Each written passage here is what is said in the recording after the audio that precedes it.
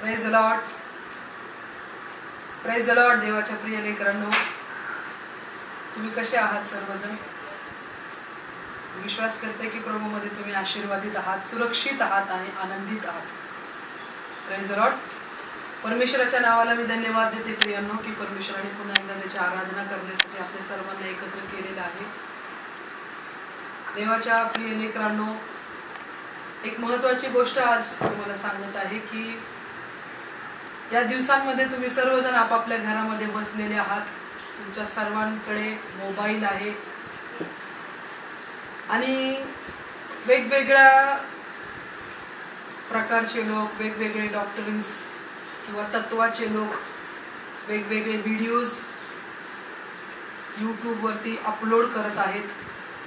आणि देवाच्या प्रिय लेकरांनो, लहान लेकरांमध्ये एक स्वभाव असतो की त्यांचे आई वडील त्यांच्यासाठी काहीतरी चांगलं खायला बनवतात, परंतु तरी देखील त्या लेकराला आपल्या शेजाऱ्याच्या घरात बनवलेलं अन्न त्याला आवडतं. परंतु देवाच्या प्रिय लेकरांनो, आत्मिक जीवनामध्ये आपल्याला तसं करून चालणार नाही. देवाचे सेवक तुमच्यापर्यंत वचन पोहोचवण्याचा प्रयत्न करत आहेत. दादा तुम्हाला वचन पाठवत आहेत. हे सर्व काय आहे की देवाचे सेवक तुम्हाला आत्मिक जीवनामध्ये स्थिर तुम्ही असावं, तुम्ही पडू नये. तुमच्या आध्यात्मिक जीवनाची काळजी आहे म्हणून देवाचं वचन तुमच्यापर्यंत येत आहे देवाच्या प्रिय लेकरांनो. परंतु जर तुम्ही देवाच्या वचनाला मनावर घेतलं नाही तर तुम्ही देवाला काय उत्तर द्याल? 20 मिनिटं वचन ऐकण्यासाठी आपल्याला काढणं गरजेचं आहे देवाच्या प्रिय लेकरांनो. कारण या परिस्थितीमध्ये वचनच आपल्याला उभारी देणार आहे, वचनच आपल्याला ख्रिस्तामध्ये स्थिर करणार आहे. म्हणून देवाच्या प्रिय लेकरांनो, आज तुम्हाला कडक शब्दामध्ये बोलावं लागलं, कारण आपल्यातले अनेक जण देवाच्या वचनाला गांभीर्याने घेत नाहीये, देवाच्या वचनाला मनावर घेत नाहीये. तुम्हाला मी एक उदाहरण सांगते. एक मुलगा एका नावेमध्ये बसलेला असतो आणि अचानक त्या नावेमध्ये त्याला थोडीशी झोप लागते आणि ती नाव पोहत पोहत पोहत एका अशा टोकावर येऊन पोहोचते की जिथं त्याला पाण्याचा आवाज येतो, जोर जोरात पाण्याचा आवाज. आणि त्या पाण्याचा आवाज ऐकून तो खाड करून उठतो आणि पाहतो तर तो दरीच्या एकदम टोकाशी पोहोचलेला आणि त्याची नाव त्या तलावातून त्या दरीमध्ये कोसळून पडते आणि देवा मला वाचव असं म्हणण्याची देखील त्याला संधी मिळत नाही. म्हणून देवाच्या प्रिय लेकरांनो, आज या परिस्थितीमध्ये तुम्हाला वाटत असेल की माझं सगळं काही व्यवस्थित चाललेलं आहे, प्रभू सर्व गोष्टी मला पुरवत आहे आणि म्हणून तुम्ही खाणे पिणे शांत झोपणे असं जीवन जर आज तुम्ही जगत असाल तर आपलीही अवस्था त्या मुलासारखी होईल की त्याला देवा मला वाचव म्हणायला देखील संधी मिळाली. होय देवाच्या प्रिय लेकरांनो, ही वेळ देवाला, देवाच्या वचनाला, आपल्या आध्यात्मिक जीवनाला फार गांभीर्याने घेण्याची वेळ आहे. होय देवाच्या प्रिय लेकरांनो, आपण सर्वजण आपले डोळे बंद करूया आणि आज आपण प्रभूला सांगूया की प्रभू ते गांभीर्य आमच्यामध्ये येऊ दे, आमच्या जीवनाला आम्हाला हलकं घ्यायचं. होय परमेश्वरा देवापा, आकाशाच्या पृथ्वीच्या निर्माण करणाऱ्या देवा, जो तू करुबांच्या वरती राजासनावरती विराजमान आहेस परमेश्वरा माझ्या देवा, तुझे नेत्र अखिल पृथ्वीचे निरीक्षण करत आहेत माझे देव, तुझे डोळे सर्वांना शोधत आहेत. हे पवित्र परमेश्वरा माझ्या देवा, ही मंडळी तुझी आहे, हे तुझे लोक आहेत. पवित्र परमेश्वरा माझ्या देवा, तुझं सामर्थ्य आज तू तुझ्या लोकांच्या जीवनामध्ये मोकळं कर बापा परमेश्वरा. तुझ्या पवित्र आत्म्याचा स्पर्श तुझ्या लोकांना होऊ दे, शुद्धीवर आण, जागृती येऊ दे माझ्या देवा. निराशा, चिंता, काळजी तुझ्या लोकांच्या जीवनामध्ये तू काढून टाक माझ्या देवा. आज तुझं वचन पाठव माझ्या देवा आणि पुन्हा एकदा तू आम्हाला उभारी दे. धन्यवाद परमेश्वरा, तू कार्य केलेस पिता.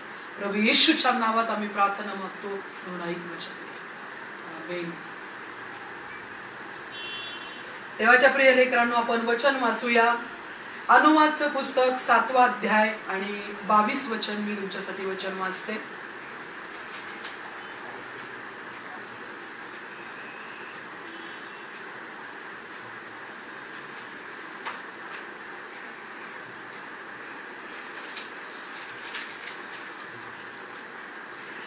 यहोवा तुझा देव त्या राष्ट्रांना तुझ्या पुढून हळूहळू घालवी. तुझ्याने त्यांचा नाश लवकर होणार नाही. झाला तर रानातले पशु तुझ्या विरुद्ध वाढतील. होय देवाच्या प्रिय लेकरांनो, या ठिकाणी देवाचे लोक आहेत आणि त्या देवाच्या लोकांच्या मागे 7 वेगवेगळ्या प्रकारचे राष्ट्र किंवा 7 वेगवेगळ्या प्रकारच्या राष्ट्रातले बलवान लोक देवाच्या लेकरांच्या मागे लागलेले आहेत. आणि होय देवाच्या प्रिय लेकरांनो, अब्राहम, इसहाक आणि याकोबा पासून, आपल्या पूर्वजांपासून ते लोक देवाच्या लोकांचा पाठलाग करणारे लोक आहेत. अनेक वेळा इसहाकाने विहिरी खोदल्या आणि त्या विहिरी त्यांनी बुजवण्याचा प्रयत्न केला. होय देवाच्या प्रिय लेकरांनो, परंतु जितक्यांदा त्यांनी इसहाकाच्या विहिरी बुजवायचा प्रयत्न केला, जी विहीर अब्राहमाने खोदली, इसहाकाने खोदली, त्या विहिरी त्यांनी बुजवायचा प्रयत्न केला, परंतु इसहाकाने जितक्यांदा त्यांनी त्या विहिरी बुजवल्या तितक्यांदा त्यांनी पुन्हा ती विहीर खोदली. त्याच्यामध्ये एक चिकाटी होती आणि एक विश्वास होता आणि शेवटी देवाने त्या परिस्थितीमध्ये इसहाकाचा विस्तार केलेला आहे. कोणते लोक ते आहेत?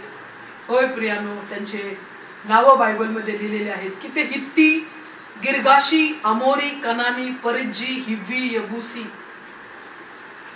हे एक विशिष्ट लोक आहेत जे अत्यंत मोठे आणि बळकट लोक आहेत. आणि त्यांनी देवाच्या लोकांचा पाठलाग केलेला आहे. देवाचे लोक घाबरलेल्या अवस्थेमध्ये आहेत, परंतु त्या परिस्थितीमध्ये, कठीण कठोर परिस्थितीमध्ये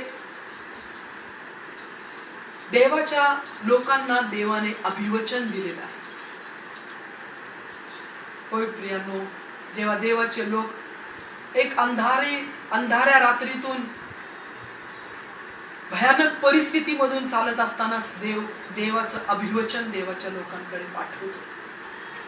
परमेश्वर ह्या दिवसांमध्ये ज्या परिस्थितीतून आज परमेश्वर आपल्याला घेऊन चाललेला आहे, त्या परिस्थितीमध्ये देव आपल्याशी बोलत आहे का? तो आपल्याला काही गोष्टींची जाणीव करून देत आहे का? त्याची वाणी आपण ऐकत आहोत का? त्याच्या योजना तो आपल्या अंतःकरणामध्ये प्रकट करत आहे का प्रियानो? का आपण सुस्त मस्त आणि आरामशीर झालेले आहोत? नाही देवाच्या प्रिय लेकरांनो, जागृत राहा, देवाची वाणी ऐका, देवाचा आवाज ऐका. देवाचा आवाज ऐकणारे लोक आपण बनावं ही देवाची इच्छा आहे.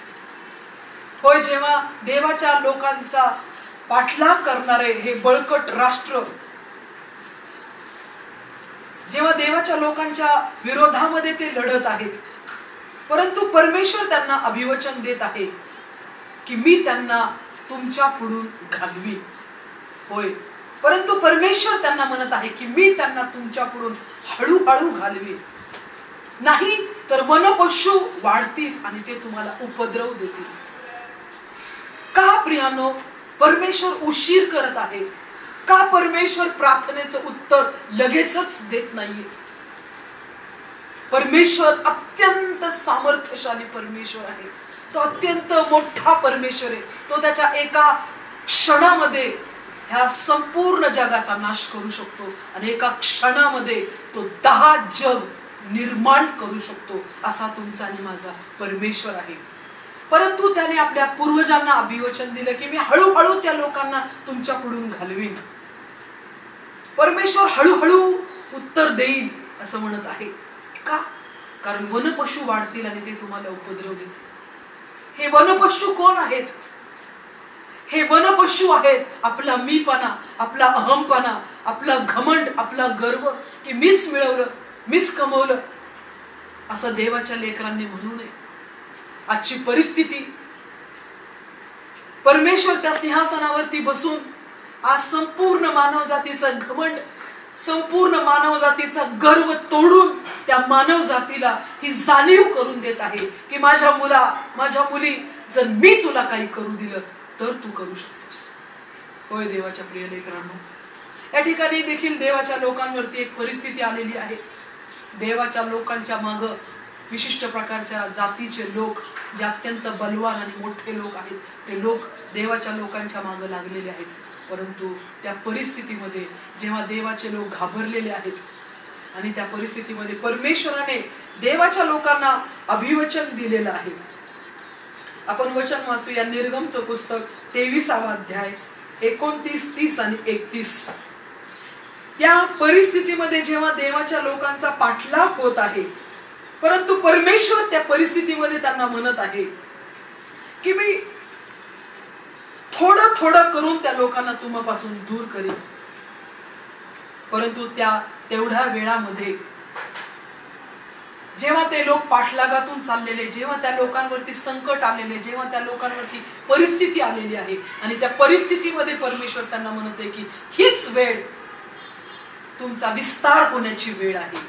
हीच वेळ आहे की जेव्हा मी तुम्हाला वाढवीन, मी तुम्हाला बहुगुणित करीन, मी तुमची सीमा विस्तारित करीन.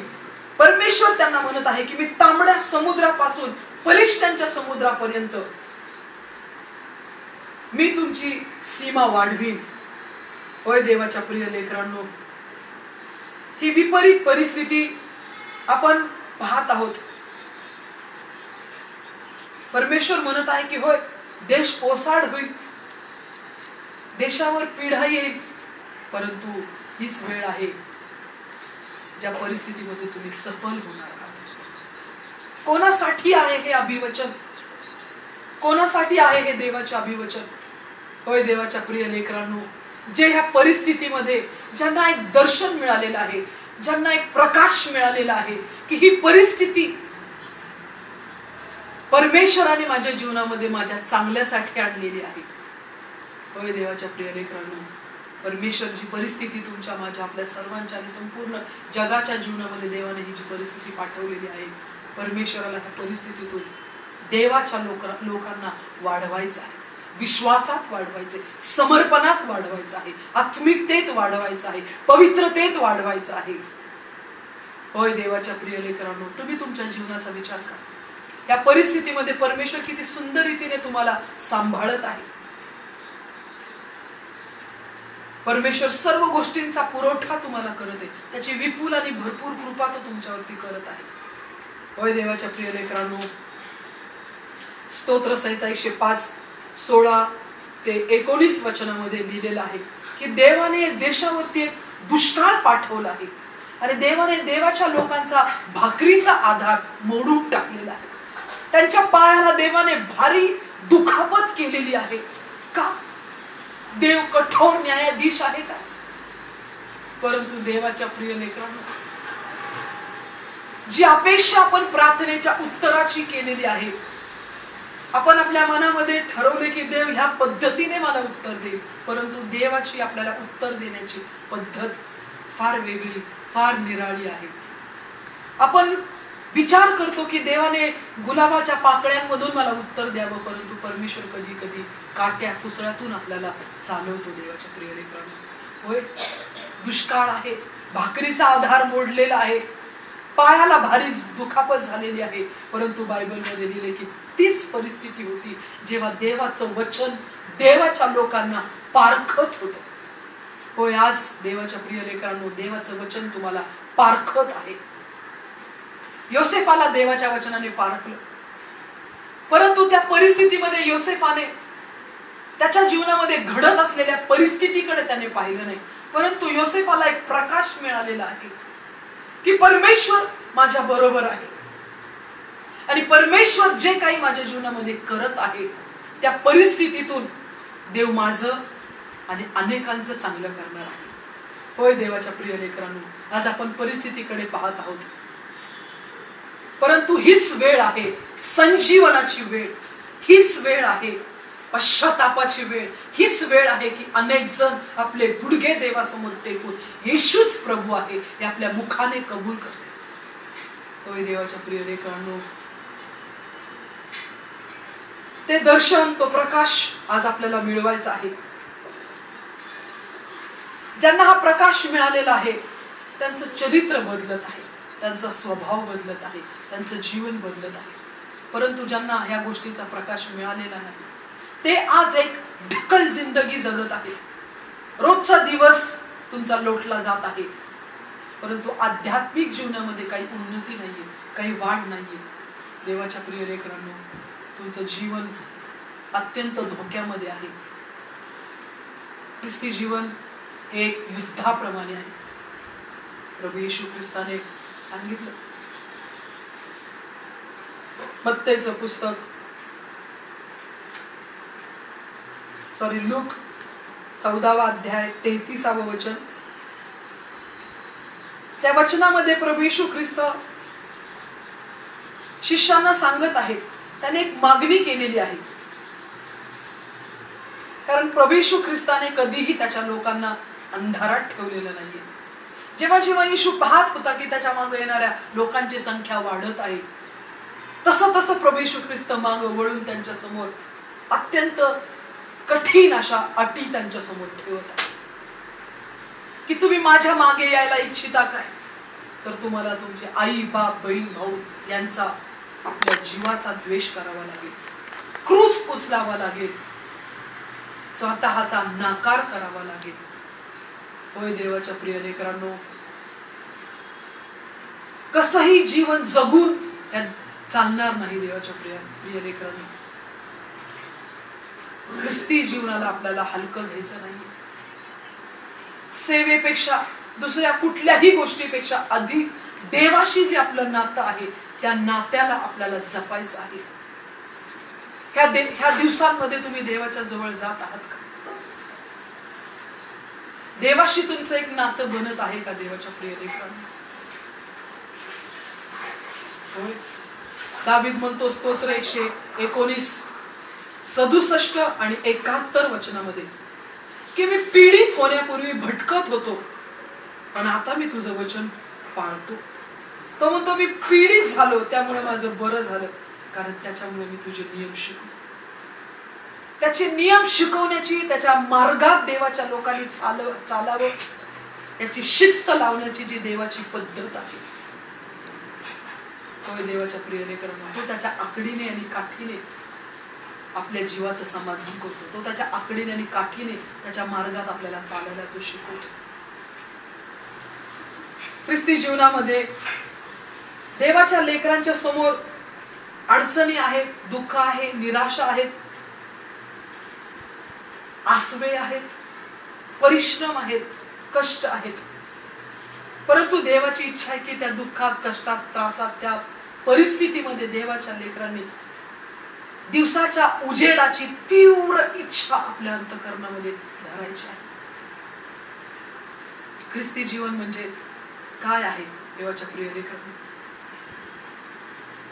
हीच परिस्थिती जेव्हा देव देवाच्या लोकांच्या जीवनामध्ये पाठवतो, त्या परिस्थितीच्या द्वारे देव देवाच्या लोकांना एक आकार देत आहे. एक व्यक्ती एका सोनाराच्या दुकानाजवळ गेला आणि त्याने त्याला प्रश्न विचारला की किती वेळ तू ह्या सोन्याला आगीमध्ये टाकणार आहेस? देवाच्या प्रिय लेकरांनो, साबण आणि पाण्याने सोनं शुद्ध होणार नाही. सोनं शुद्ध होण्यासाठी त्याला आगीचीच गरज आहे. आग पवित्रतेला दाखवणारी आहे. सोनाराने त्या व्यक्तीला उत्तर दिलं की जोपर्यंत माझा चेहरा या सोन्यामध्ये मला दिसत नाही, तोपर्यंत मी त्याला आगीतून काढत राहणार. होय देवाच्या प्रिय लेकरांनो, जी परिस्थिती परमेश्वर देवाच्या लेकरांच्या जीवनामध्ये पाठवतो, त्या परिस्थितीमधून देवाचा चेहरा आपल्यामध्ये पाहायचा आहे. देवाचं चरित्र, देवाचे गुण, देवाचा स्वभाव. आपण किती बदललेलो आहोत, आपल्या जीवनात किती बदलाव आलेला आहे, हे देवाच्या प्रिय लेकरांनो आपल्याला देवाच्या मंडळीत समजणार नाही, चर्च मध्ये हे समजणार नाही. आज तुम्ही संपूर्ण कुटुंब मिळून एका घरामध्ये तुम्ही राहत असताना तिथं समजत आहे की खरंच आपण आतून किती बदललेलो आहोत. देवाच्या प्रिय लेकरांनो, अजूनही आपण एकमेकांना दोष लावत आहोत का? अजूनही आपण एकमेकांबद्दल मनामध्ये कुरकुर करत आहोत का? जर दुसऱ्यांचं बोलणं आपल्याला सहन होत नाही, कोणी आपल्याला दुखावलेलं आपल्याला सहन होत नाही, तर ती परिस्थिती आपल्याला प्रकट करत आहे की तू कुठं आहेस. अनेक वेळा आपण आपल्याच कुटुंबातल्या लोकांनी बदलावा अशी अपेक्षा करतो, परंतु देवाच्या प्रिय लेकरांनो, आपल्याला बदलण्याची गरज आहे, मला बदलण्याची गरज आहे. हे मन जर तुम्ही देवाच्या सानिध्यात ठेवा, तर तो देव तुम्हाला आकार द्यायला तयार आहे, तो देव तुम्हाला बदलायला तयार आहे. प्रभू येशू ख्रिस्ताने मत्तई 5, 6, 7 या सर्व अध्यायांमध्ये अनेक गोष्टी सांगितल्या की जो आत्म्याने दीन तो आशीर्वादित आहे, कारण आकाशाचं राज्य त्यांचं आहे.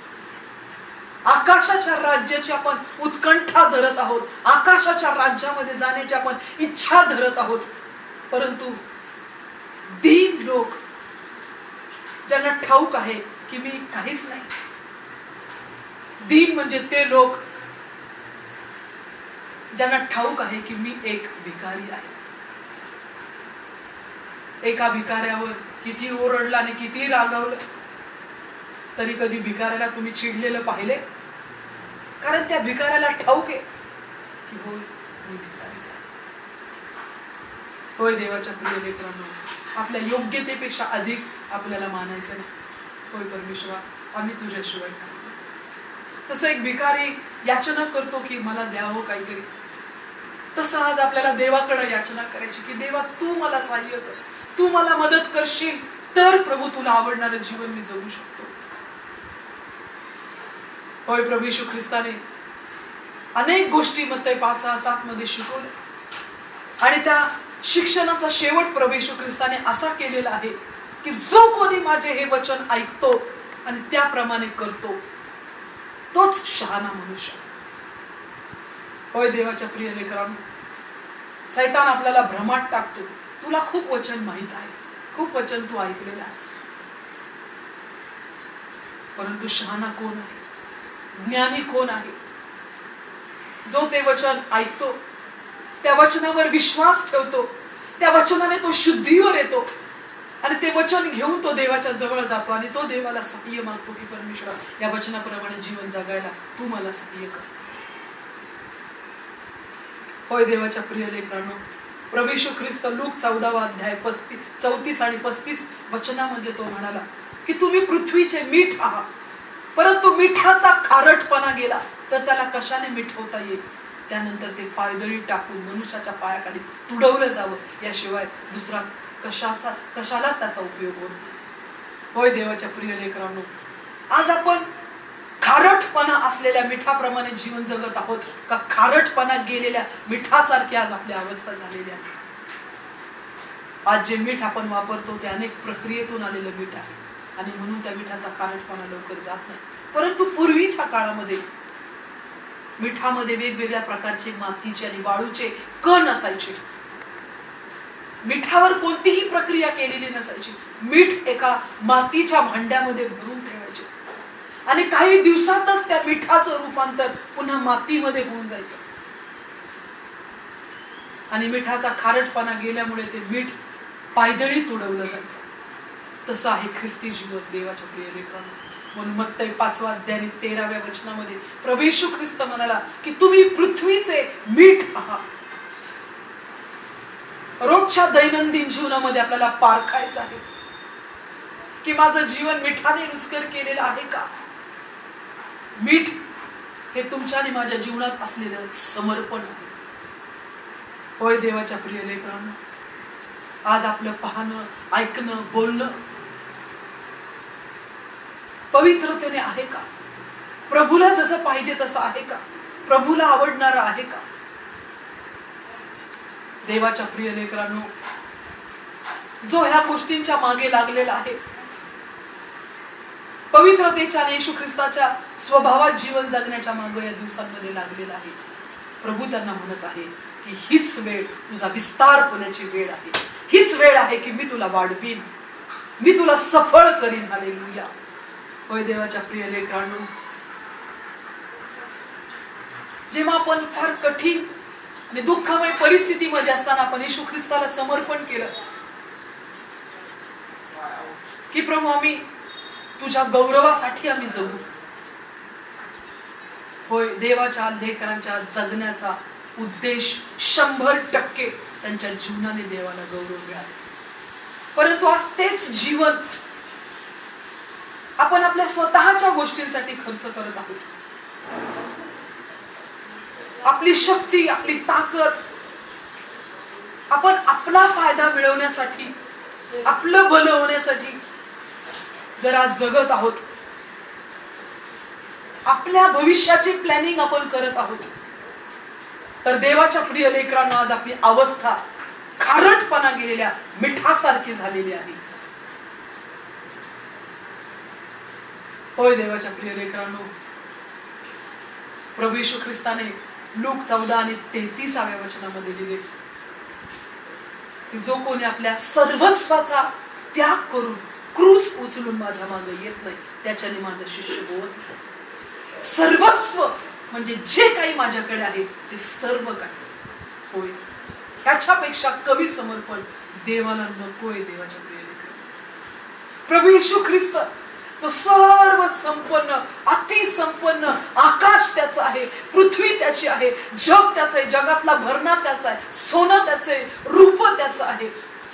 परंतु जाणून बुजून तुमच्यासाठी आणि माझ्यासाठी त्याने दीनतेचा मार्ग, जसं आपण थोड्या वेळापूर्वी शोधलो, दीन म्हणजे गरीब, दीन म्हणजे तो व्यक्ती ज्याला ठाऊक आहे की मी एक भिकारी आहे.